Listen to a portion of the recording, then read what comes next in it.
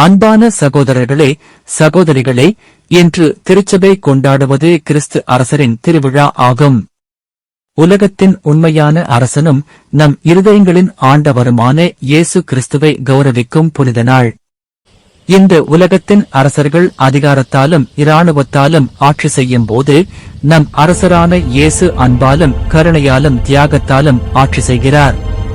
அவரது சிம்மாசனம் பொன்னினால் அலங்கரிக்கப்பட்டதல்ல, சிலுவையே அவரது சிம்மாசனம், முள்ளுக்கிரீடமே அவரது கிரீடம்.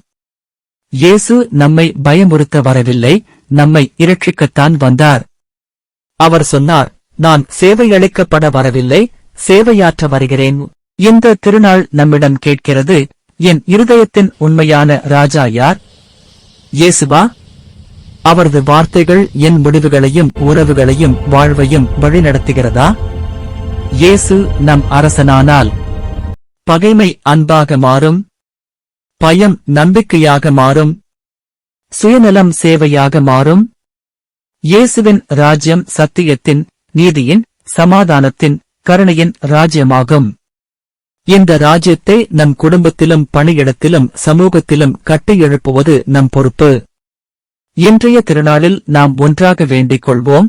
பிரபஞ்சத்தின் அரசனே, என் இருதயத்தில் ஆட்சி செய், என் குடும்பத்தில் ஆட்சி செய், உலகிற்கு சமாதானம் அருள் புரியும். கிறிஸ்து அரசரின் அருள், அமைதி, ஆசீர்வாதங்கள் உங்கள் எல்லோரிடமும் நிரம்பியோங்கட்டும். ஆமென்.